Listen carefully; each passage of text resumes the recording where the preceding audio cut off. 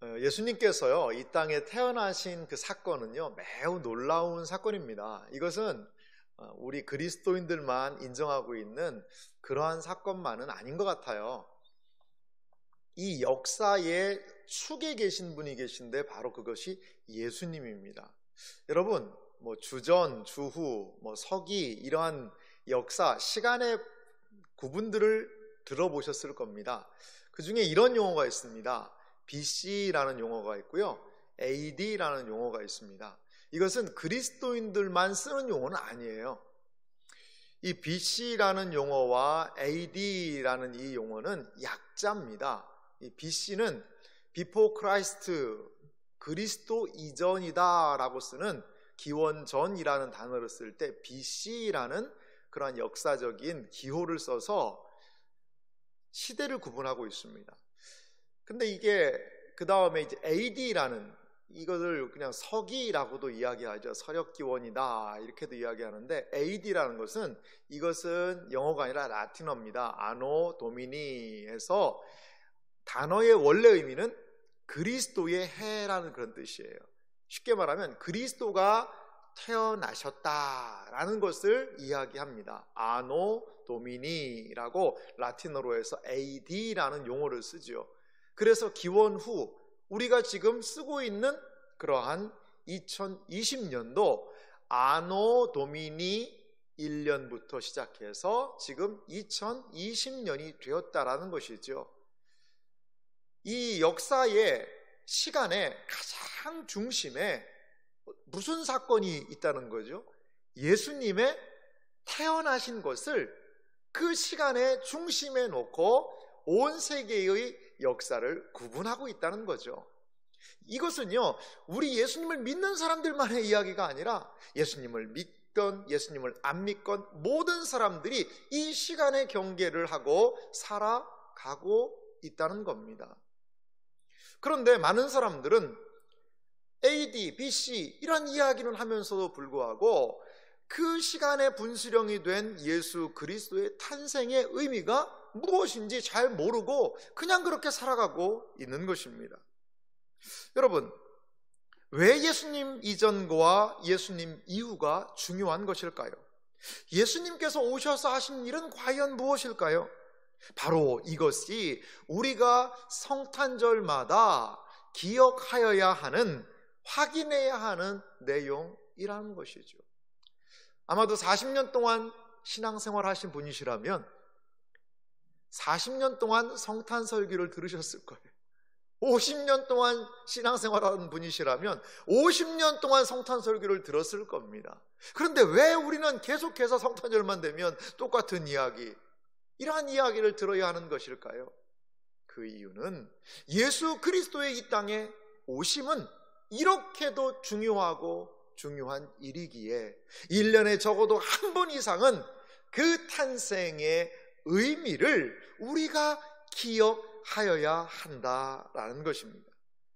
성탄의 이야기를 우리가 살펴보기 전에 먼저 우리는 하나님의 한 이야기를 우리가 알아보아야 합니다. 그것은 하나님의 이야기의 그 내용의 핵심은 뭐냐? 때가 찼다는 것입니다. 갈라디아서 4장 4절의 말씀을 보니까요, 이렇게 말씀을 하고 있어요. 때가 차매 하나님이 그 아들을 보내사 여자에게서 나게 하시고 율법 아래서 나게 하신 것은, 이렇게 이야기를 합니다.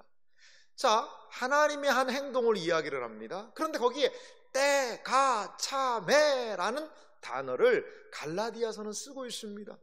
하나님의 한 행동, 때가 차매, 하나님께서 하셨다는 거예요.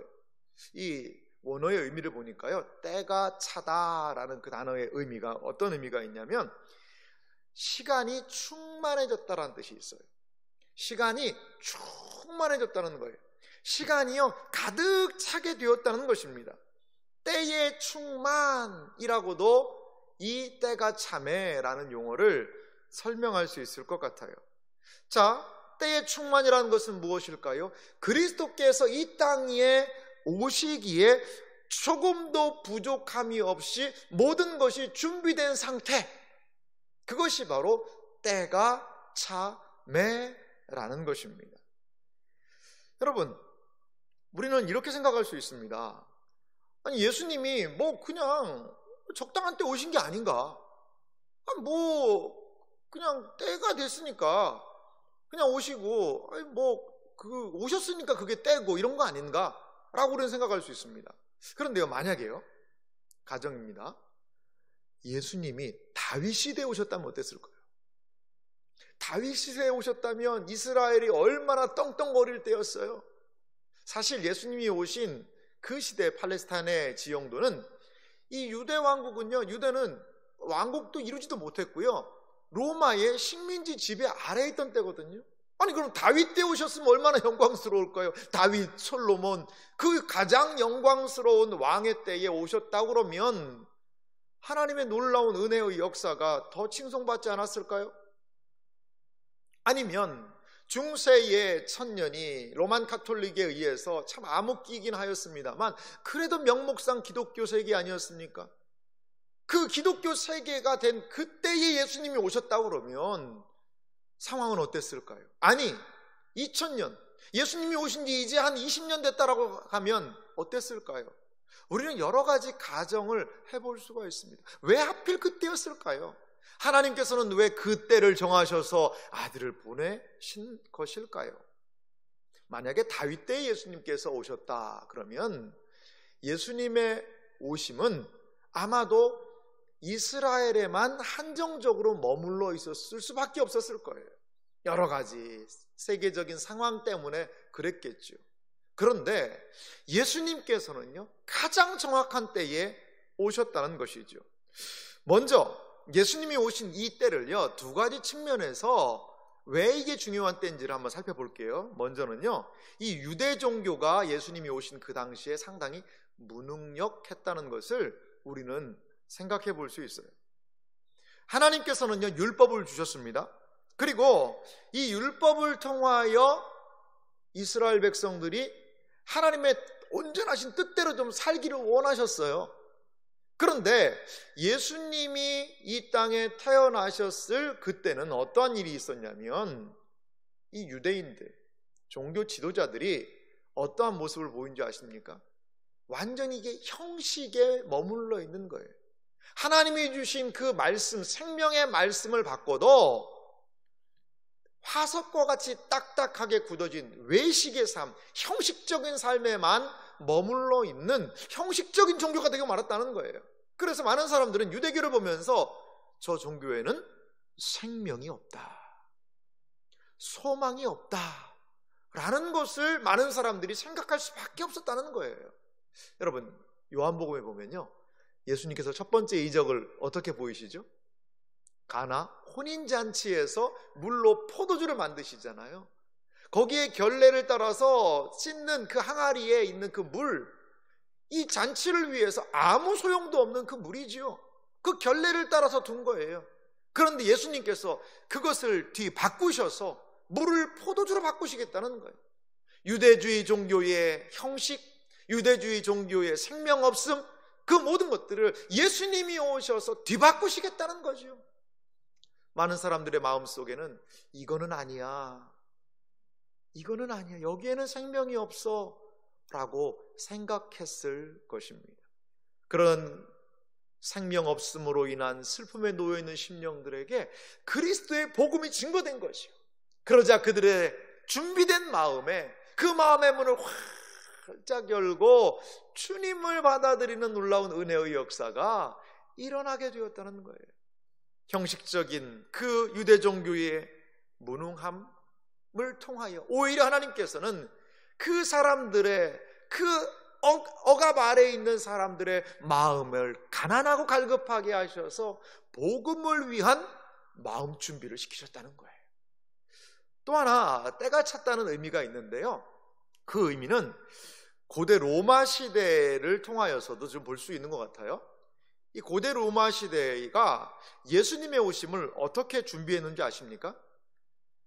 예수님 당시에는요, 이 유대가 그 팔레스타인을 위주로 해서 거의 로마의 세계였습니다. 그 지중해를 뭐라고 불렀냐면 이 로마의 호수라고 그랬어요. 로마가 엄청난 식민지를 지배하고 있었던 그러한 팍스 로마나라는 시대였습니다. 로마가 꽉 잡고 있는 로마의 평화의 시대다. 이러한 시대가 예수님이 태어나셨을 때의 모습이었다는 거죠. 그렇기 때문에 일단 정치적인 부분에서의 통일이 이루어졌고요. 그 안에서 상업이 발달했고요. 모든 길은 로마로 통한다 라는 말과 더불어 수많은 도로망들이 확충이 되었습니다. 만약에요, 다윗 시대에 예수님이 태어나셨다고 그러면요, 이 복음 전파에 상당한 장애들이 있었을 거예요. 열강들이 서로 으르렁거리며 싸우고 있고요. 복음을 증거하러 다니다가요, 아마도 다 죽었을 거예요. 왜? 치안이 너무나 좋지 않기 때문에. 물론 로마 시대에도 치안이 좋지 않았습니다만, 그래도 로마가 전체 대제국을 평정했기 때문에 특히 로마 시민에게 부여한 그 권리는 상당히 컸던 것을 알 수가 있어요. 이렇게 하나님께서는요, 이 로마라는 제국을 활용하셔서 복음이 효과적으로 제국 전체로 증거되기에 필요한 모든 준비를 해놓으신 것입니다. 그리고 결정적인 게 있습니다. 무엇이냐? 언어입니다. 그 당시에 이 로마 제국에 살고 있었던 사람들은요, 헬라어를 사용했습니다. 그런데요, 신약 성경이 놀랍게도요, 헬라어로 기록이 되어 있어요. 히브리어로 기록된 게 아니에요. 예수님은요, 그 당시 아람어라는 그 말을 쓰셨거든요. 아람어로 기록된 게 아니에요. 로마 전 제국의 사람들이 다 이해할 수 있는 헬라 제국의 영향을 받았던 헬라어로 신약 성경에 기록되었고, 그 말을 다 소통되는 그러한 시대였다는 거죠. 여러분, 단기 선교를 저도 가보면은요, 이 언어의 장애가 얼마나 큰지 몰라요. 저도 중국에 몇 번 가서 말씀도 나누고 그 중국에 있는 형제 자매들과 믿음을 교제를 나눈 적이 있는데요, 항상 이 언어의 장벽이 커요. 그 넘기가 참 쉽지가 않거든요. 그런데 그 당시에는 이 로마라는 그 대제국 아래 모든 사람들이 헬라어를 쓰고 있기 때문에 거기 안에서 복음과 하나님의 말씀 가르침들을 너무나도 효과적으로 증거할 수 있었다라는 것이지요. 그렇습니다. 이렇게 하나님께서는요, 예수 그리스도께서 이 땅에 태어나시는 그 때가 참해를 위하여서 세계 열방의 많은 것들, 유대인의 거친 마음을 만지셨고, 세계 열방을 하나님의 복음 증거를 위하여, 그리스도의 때를 위하여서, 아노 도미니의 그 때를 위하여서 하나님께서는 준비하셨던 것을 하나님의 그 이야기를 통하여 우리는 알 수가 있습니다. 오늘 우리가 읽었던 성경 본문 말씀을 보면요, 예수님의 탄생을 깊이 이해할 수 있게 해요. 한 배경을 보여줍니다. 그것은요, 세계 역사의 큰 하나님께서 때가 참의 그 큰 흐름은 아니에요. 예수님의 탄생을 준비하는 것은 하나님께서 세계 역사를 준비하시고 유대인들의 마음을 준비하신 그것도 있었지만, 오늘 성경 본문을 보면 한 여인의 마음을 준비시키시는 것을 볼 수 있어요. 한 여인에게 찾아가셔서 말씀하신다는 것이죠. 마리아라는 한 여인, 그 여인 안에 일어난 이 하나님의 때가 참회의 역사, 준비하신 역사는 무엇일까요? 먼저요, 우리는 한 천사의 이야기를 살펴볼 필요가 있습니다. 이 천사가 한 이야기의 첫 번째 의미는 뭐냐면, 마리아라는 이 여인이 다윗의 왕위를 이을 아이를 낳을 거라는 거예요. 누가복음 1장 31절에 이렇게 말하죠. 제가 읽겠습니다. 보라, 내가 잉태하여 아들을 낳으리니 그 이름을 예수라 하라. 이 천사가요, 난데없이 나타나서, 느닷없이 나타나서 이 마리아에게 이야기하는 겁니다. 내가 잉태하여 아들을 낳으리니 그 이름을 예수라 하라. 여러분, 예수라는 단어의 뜻이 뭔지 아십니까? 여호와는 구원자이시다라는 뜻이에요. 여호와는 구원이시다라는 것이 예수라는 단어의 의미입니다. 구원자, 여호와의 구원을, 이 아이가 나타나겠다는 것이죠.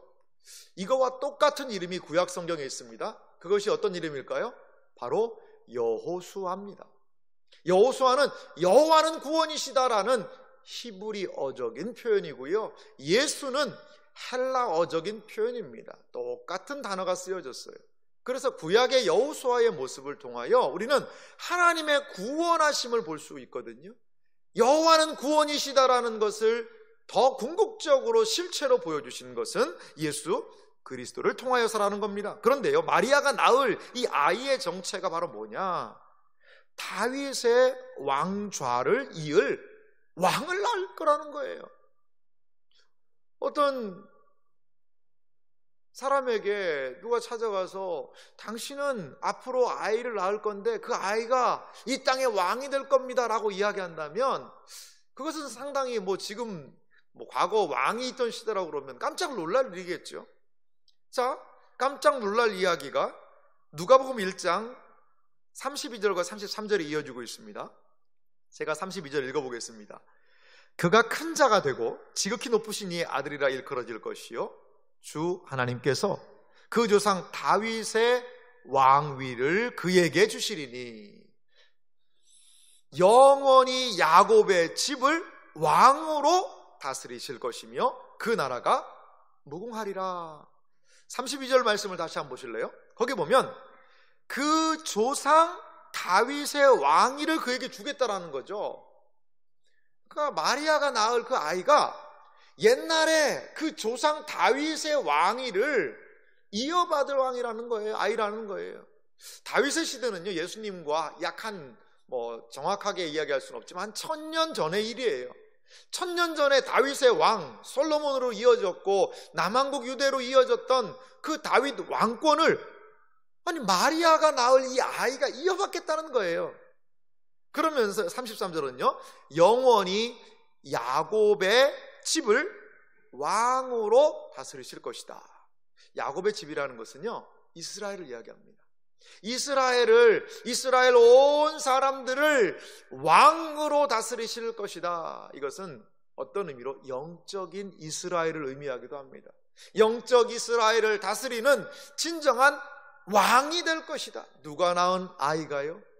마리아가 낳은 이 아이가 이러한 놀라운 일을 행할 거라는 거예요. 여러분, 사실 왕은 누가 낳죠?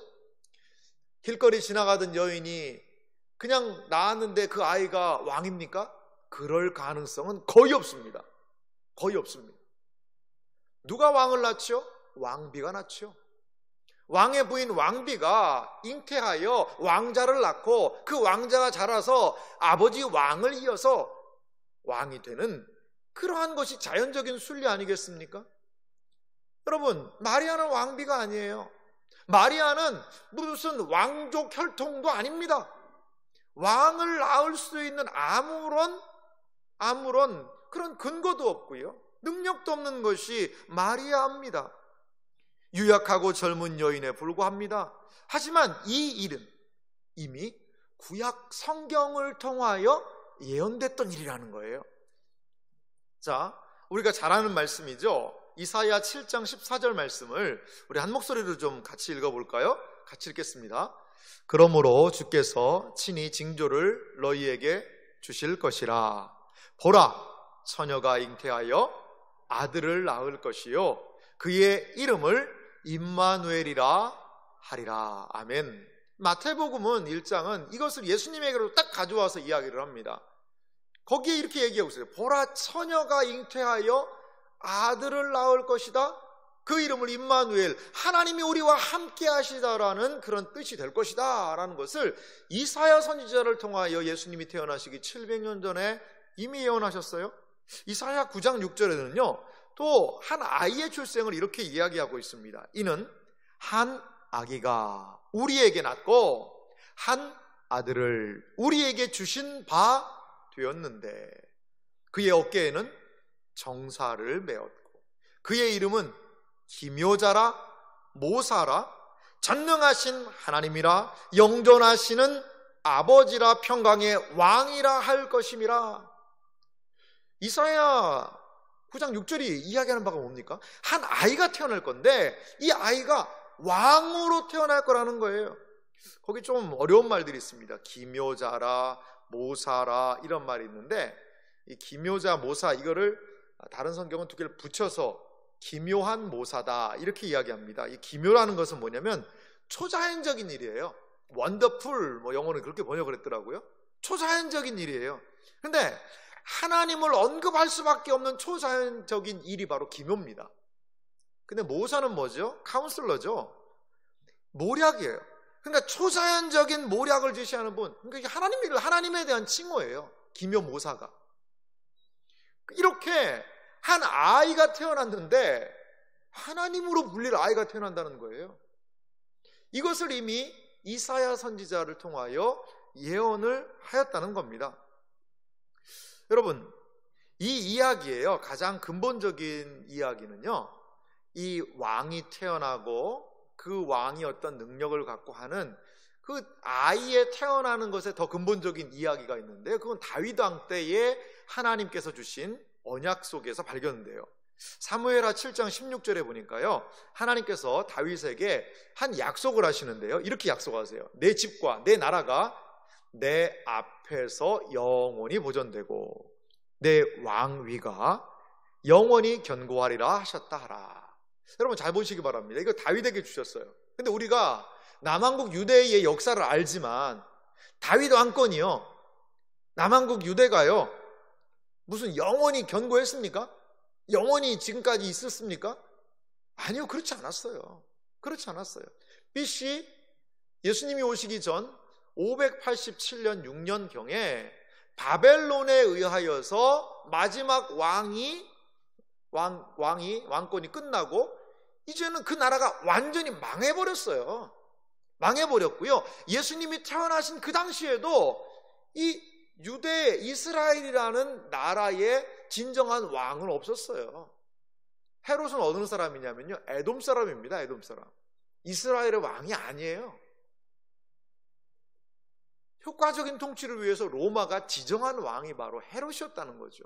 이 이스라엘의 왕은 없는 거예요. 그러니까 쉽게 말하면. 근데 이스라엘 백성들한테는요, 헤롯을 볼 때 굴욕감을 느꼈을 거예요, 아마. 왜? 자기 땅에 자기 나라 왕이 다스리지도 못하는 나라가 무슨 그게 나라겠어요? 조금 비약적인 예를 들어볼까요? 우리나라가 왕정 국가인데 일본 사람을 우리나라 왕으로 세웠다고 생각해 보세요. 약간 그런 모습이 이스라엘 모습이에요. 이렇게 하나님께서는요, 아니 다윗의 왕권을 영원하게 하겠다라고 이야기하셨는데 이스라엘의 상태는 지금 그렇지 않거든요. 그래서 이스라엘 백성들에게는 한 가지 기대와 소망이 생겼어요. 뭐냐? 언젠가 하나님께서 다윗의 왕권을 일으키실 것이다. 언젠가. 그것이 누구냐? 메시아가 올 거라는 거예요. 메시아. 하나님의 기름 부음 받은 자가 와서 다시 한번 이 로마의 압제를 물리치고 헤롯의 저 왕권을 다 깨트려버리고 우리 이스라엘을 다스리는 다윗의 혈통에 의한 다윗의 왕권이 회복될 것이다. 그래서 우리를 해방시키고 자유롭게 할 것이다 라는 그러한 생각이 그들에게 팽배했다는 겁니다. 그걸 뭐라고 그러냐면요, 메시아 대망 사상이라고 그래요. 조금 어려운 말이죠. 메시아를 기다리는 사상이에요. 메시아를 대망하는 거예요. 언제 메시아가 와서 이 나라를, 다윗의 왕권을 회복하고 그리고 또한 우리를 이 구속에서 자유롭게 할 것이다라는 그러한 기대가 그 당시 이스라엘 백성들의 마음 안에 있었다라는 것이죠. 그런데요, 다시 한번 다윗의 왕조가 일어나기를 기도하고 있었던 그들에게 그 일이 누구를 통하여 이루어진다는 거예요? 마리아라는 이 여인을 통하여서 이 일을 이루시겠다는 거예요. 너무나도 놀라운 이야기 아닙니까? 너무나도 어떻게 보면 이것은 앞뒤가 안 맞는 이야기 같아요. 아니, 그 큰 일을 그 연약한 여인 마리아를 통해 이루시겠다고? 그렇습니다. 천사의 이야기 두 번째를 보면 하나님의 말씀이 이루어지는 방식을 이렇게 소개하고 있는 것을 볼 수 있어요. 마리아는요, 놀라서 어떻게 이런 일이 나한테 이루어집니까? 아니, 메시아가, 우리가 그렇게 우리 민족이 고대하고 있던 메시아가 내 몸을 통해서 난다고요? 다윗의 왕권을 이은 왕을 내가 날 수 있다고요? 아마 그 여인은 너무나도 놀랐을 거예요. 그래서요, 그 방식, 어떻게 이것이 이루어지느냐고 묻자 천사가 하나님의 말씀이 이루어지는 한 방식을 오늘 본문 35절을 통하여 이렇게 말씀합니다. 우리 한 목소리로 같이 한번 읽어보겠습니다. 천사가 대답하여 이르되 성령이 내게 임하시고 지극히 높으신 이의 능력이 너를 덮으시리니 이러므로 나실 바 거룩한 이는 하나님의 아들이라 일컬어지리라. 아멘. 천사가 이야기하는 하나님의 말씀이 이루어지는 방식은 무엇입니까? 첫 번째, 성령이 임하셔야 된다. 네가 낳을 아이가 다윗의 왕권을 이어서 다윗의 왕 그 나라를 영원 무궁토록 있을 그 나라의 진정한 왕이 될 수 있는 것, 그것은 성령의 능력을 통하여 나타날 수 있다는 거예요. 마리아는 이야기하죠. 저는 남자를 알지 못합니다. 그것은 이 남자를 알지 못한다는 것은 가까이 하지 않는다는 뜻이에요. 뭐 지식적으로 안다는 것이 아니라 경험적으로 안다는 그러한 표현이 거기에 놓여 있어서 부부관계를 의미한다는 거예요. 서로 안다는 것은요. 그런데 마리아는요, 지금까지 나는 그렇게 남자를 알지도 못했는데 어떻게 이런 일이 일어날 수가 있습니까? 어떻게 제가 아이를 낳을 수가 있습니까? 마리아는 온통 궁금한 것 투성이었어요. 그런데 천사는 무엇을 말합니까? 성령이 임하시면 그것이 가능하다는 거예요. 예수 그리스도께서 이 땅에 오시는 방식은 무엇을 통하여? 성령의 방식을 통하여 이루어진다는 겁니다. 일반적인 인간의 육체적인 방식으로 태어나는 것이 아니라 전적인 성령님의 사역으로 예수님은 이 땅에 오시게 된다는 거예요. 또 하나 보십시오. 지극히 높으신 이의 무엇이요? 능력이 너를 덮으시리니. 지극히 높으신 이는 누굴까요? 성부 하나님을 얘기합니다. 성부 하나님의 무엇이요? 능력이 너를 덮는다는 거예요. 하나님의 영광이요, 구약 성경에 보면 성막을 탁 덮어요. 하나님의 영광이 덮어요. 그것은 무슨 뜻입니까? 하나님의 임재를 상징한다는 거예요.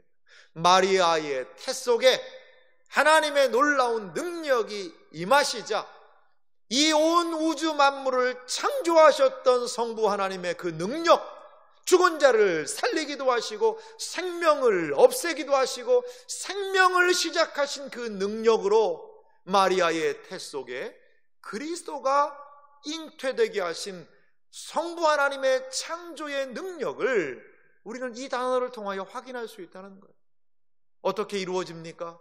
성령 하나님을 통하여, 성부 하나님의 창조의 그 능력을 통하여 그 마리아의 몸속에 하나님께서는 이 위대한 일을 행하시겠다는 겁니다. 이것은 바로 신비입니다. 예수님의 탄생은 신비한 성령님의 능력을 통하여 이루어지게 되었다는 것이죠. 그렇다면요, 왜 하나님께서는 이러한 방식을 통하여 꼭 일을 하셔야 하고 왜 예수님은 이러한 방식으로 태어나셔야 하는 걸까요? 이것은요, 우리가 믿기도 어렵고 일반적이지도 않고 많은 사람들한테 이야기하면 웃음거리밖에 안 되는, 왜 그러한 방식을 통하여 예수님은 이 땅에 오셔야만 했을까요? 그 이유가 뭘까요? 온 인류는요, 아담의 후손들이에요. 아담의 후손들은요, 아담으로부터 육체를 이어받는다는 개념이 있습니다. 그런데 아담으로부터 육체만 이어받는 것이 아니라 아담의 죄가 그 자손들에게 전가가 되었다는 그 죄의 전가가 이루어져요. 창세기 보면 참 놀라운 일이 있어요. 아담과 하와, 그들이 범죄하고요, 가인과 아벨을 낳잖아요. 가인과 아벨에게 아담이 살인의 기술, 미워해서 사람 죽이는 법을 알려줬을까요? 그렇지 않아요. 그런데도 불구하고 가인이요, 아벨을요 쳐서 죽입니다. 그러면 그 자기의 동생을 쳐서 죽이는, 그건 어디서 나왔냐 이거예요. 어디에서부터 그 죄악된 행동이 나타나게 되었냐는 거죠. 여러분, 그게요, 창세기 4장 모습인데요, 5장 6장만 가도요, 그 온 땅에 죄악이 가득 차게 되었다는 표현이 있어요. 이것은 무엇을 이야기하느냐? 선악과를 따먹은 인류의 첫 범죄가 얼마나 죄의 영향력이 급속도로 퍼지는지를 보여주고 있는 겁니다. 온 인류가 아담의 죄의 영향력 아래서 그 죄가 온 인류를 덮어버린 모습을 볼 수 있다는 거죠. 그렇습니다.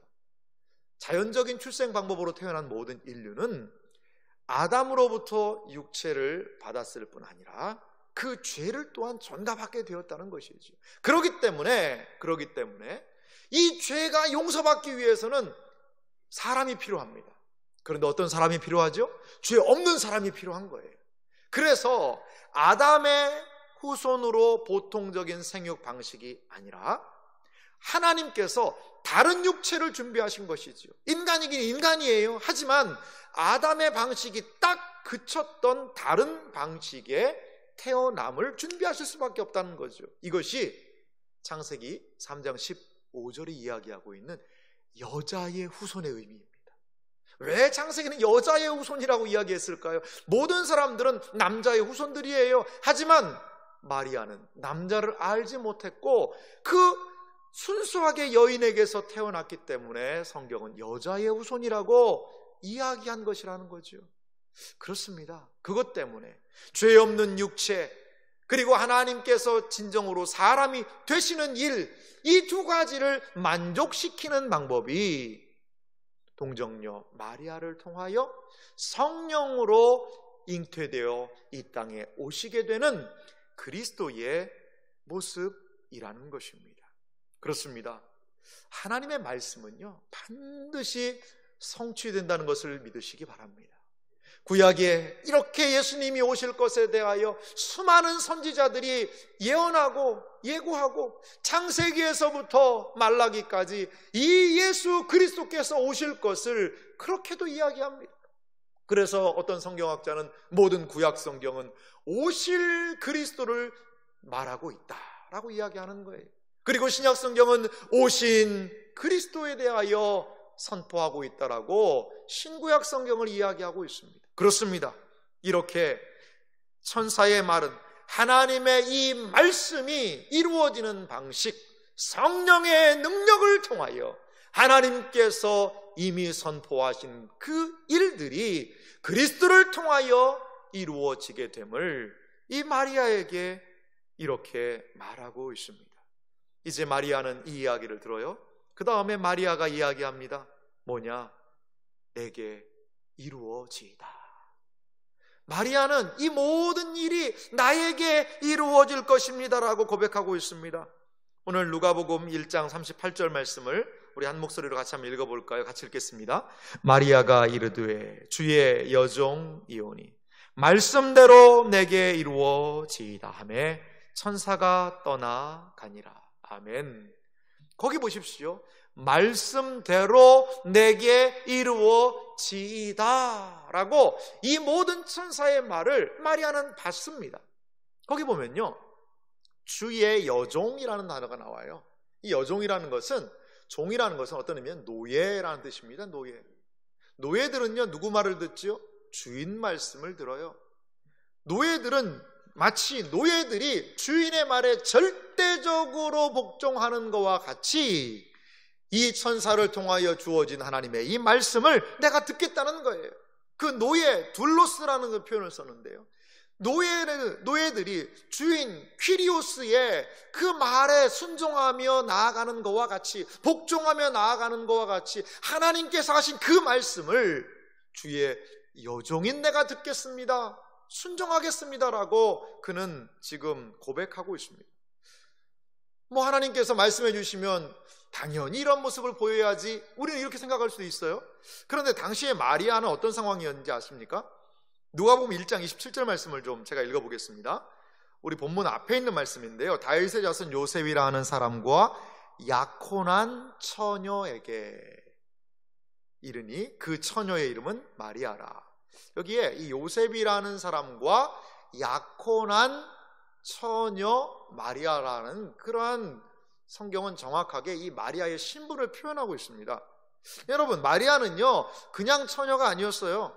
그는 남자를 알지 못했고 또한 약혼할 사람, 앞으로 결혼할 사람이 있어서 약혼식을 한 그러한 몸이었다는 겁니다. 그런데 만약 자신이 이러한 상태에서 임신을 하고 아이를 낳게 된다면 어떻게 될까요? 그 당시 고대 근동의 법에 의하면, 유대의 법도 마찬가지죠, 가늠하다가 현장에서 붙잡혀도 돌 맞아 죽는 상황입니다. 그런데 여인이 약혼 날짜를 잡아놓고, 결혼 날짜를 잡아놓고 약혼한 사람인데, 그런데 임신을 했다는 것은요, 음행으로 인하여 돌에 맞아 죽을 일입니다, 여러분. 돌에 맞아 죽을 일이에요. 그래서 마태복음에서는요, 요셉이 이 일을 알고 조용하게 처리하려는 이런 장면이 등장을 합니다. 마태복음 1장 18절 19절을 보면요, 예수 그리스도의 나심은 이러하니라 그의 어머니 마리아가 요셉과 약혼하고 동거하기 전에, 정확하게 표현합니다. 성령으로 잉태된 것이 나타났더니 그의 남편 요셉은 의로운 사람이라 그를 드러내지 아니하고 가만히 끊고자 하여. 아니, 내가 이제 약혼도 하고 앞으로 결혼하려고 준비하고 있는데 그 여인이 임신했다는 이야기를 들었을 때 여러분 마음이 어떻겠어요? 근데 이 요셉은 의로운 사람이라고 그랬어요. 그래서 이걸 조용하게 해결하고 싶었던 것 같아요. 얼마나 요셉이 많이 실망했을까요? 여러분, 이것이요, 마리아가 처한 상황입니다. 그냥 하나님 아멘 순종할게요, 그 정도가 아니라는 거예요. 목숨 걸고 하겠다는 거예요. 주의 여종입니다, 주님의 말이라면 제가 순종하며 나아가겠습니다 라는 목숨을 건 마리아의 순종이 여기에 있다는 거죠. 그냥 가만두면 안 될 것 같으셨는지 하나님께서 천사를 요셉에게 보내셨어요. 그래서 이 일의 의미를 이렇게 마태복음 1장 20절과 21절에 알려주세요. 20절 말씀 보니까 이 일을 누가요? 요셉이 생각하고 있었어요. 그때에 주의 사자가 현몽, 꿈에서 이렇게 얘기하는 거예요. 다윗의 자손 요셉아, 내 아내 마리아 데려오기를 무서워하지 말라. 그에게 잉태된 자는 성령으로 된 것이라. 아들을 낳으리니 이름을 예수라 하라. 이는 그가 자기 백성을 그들의 죄에서 구원할 자임이시라, 구원할 자이심이라 하니라. 아멘. 요셉은요, 이 천사의 이 말을 듣고 마리아를 데려다가 마리아를 정말 잘 보호해 주게 됩니다. 여러분, 그렇습니다. 하나님의 말씀이요, 성취되는 방식이 있습니다. 하나님의 말씀이 어떻게 성취될까요? 그것은 믿음의 순종을 통하여 하나님의 말씀은 성취된다는 거예요. 하나님께서는 이 땅에 하나님의 말씀을 성취하기를 원하십니다. 그런데 그냥 그 말씀이 하나님이 혼자 어느 날 단독적으로 하시는 것이 아니라 무엇을 활용하셔서? 인간의 순종을 활용하셔서 인간에게 믿음을 주시고 그 말씀에 순종하게 하심을 통하여 이 땅에 하나님의 역사들을 이루어 가신다는 것을 우리는 볼 수 있습니다. 우리는요, 첫 번째 성탄절, 이 첫 번째 성탄절을 준비하면서 하나님이 하신 놀라운 일들을 바라보게 됩니다. 온 세계 우주의 역사를 움직이셨던 그 하나님, 그리고 한 여인에게 찾아가셔서 말씀을 주시고 하나님의 뜻을 알려주시고 그 여인이 그 하나님의 말씀을 받아 듣고 깨닫고 알고 믿어서 순종을 통하여 이 땅에 하나님의 놀라운 구원의 역사를 이루신 것을 오늘 성경을 통하여 우리는 살펴볼 수 있습니다. 이 마리아의 순종을 통하여 하나님께서 이 땅에 이루신 일은 너무나도 놀라운 일이었다는 거예요. 우리가 기억할 것이 무엇입니까? 먼저 하나님의 말씀, 하나님의 뜻을 온전히 깨닫는 여러분들 되시기를 간절히 소망합니다. 하나님의 뜻이 무엇인지를 분명하고 명확하게 알 때에 우리는 그 말씀을 아멘으로 받아들일 수 있게 된 줄 믿어요. 이게 바로 믿음 아니겠어요? 여러분, 그렇다면 하나님의 말씀을 받아들이고 아멘으로 믿는다면 이제 거기에 머물러 계시지 마시고 말씀대로 이루어지이다, 말씀대로 내게 이루어지이다라고 이야기했던 이 마리아의 순종과도 같이 우리는 믿고 그 믿은 내용을 따라 순종으로 나아가야 할 줄 믿습니다. 첫 번째 성탄절은 이렇게 시작되었어요. 하나님의 드러난 뜻에 순종한 사람들을 통하여 첫 번째 성탄절은 이 땅에 오게 되었다라는 것입니다. 이 믿음과 순종과의 관계를 로마서를 마무리하며 사도 바울 선생님은 이렇게 우리에게 일러주고 있습니다. 이제는 로마서 16장 26절인데요. 이제는 나타내신 바 되었으며 영원하신 하나님의 명을 따라 선지자들의 글로 말미암아 모든 민족이 믿어 순종하게 하시려고. 여기 보십시오. 모든 민족이 믿어서 순종하게 하려는 것이 이 로마서를 맨 마지막 기록한 목적이라고 밝히고 있다라는 것입니다. 사랑하는 성도 여러분, 하나님께서는요, 말씀에 순종하는 사람들을 지금도 찾고 계십니다. 하나님께서는 첫 번째 성탄절을 준비하며 이 세상에 순종하는 수많은 사람들을 준비하셨습니다. 마리아와 요셉의 그 순종, 동방의 박사들의 그 순종, 목자들의 그 순종, 성전에서 주의 오심을 고대하며 기도하고 순종했던 그 사람들 모두가 하나님의 일을 위하여서 그분의 뜻을 알고 순종한 사람들이었다라는 것입니다. 이제 우리가 이 자리에 서 있는 이유가 무엇입니까? 이 자리에서 하나님의 말씀을 듣고 서 있는 이유가 무엇입니까? 하나님의 온전하신 뜻을 온전히 깨달아 알고 만문을 활짝 열고 그분을 믿으며 그분의 그 뜻을 따라 순종의 삶을 살아 나아가는 것이 바로 이 시대의 성탄을 살아가는 우리들의 해야 할 일이 아닌가 생각이 듭니다. 하나님의 말씀에 순종했던 첫 성탄절의 그 사람들처럼 순종하는 그 사람들을 통하여 첫 성탄을 이 땅에 베푸셨던 하나님의 위대하신 그 일처럼 우리가 하나님의 온전하신 뜻을 온전히 밝히 깨달아 알고 믿으며 순종으로 나아갈 때에 성탄의 위대한 역사, 성탄의 구원의 놀라운 은혜의 역사는 우리 시대에 그 믿음의 사람들, 순종의 사람들을 통하여 온전히 나타나고 드러나게 될 줄 믿습니다.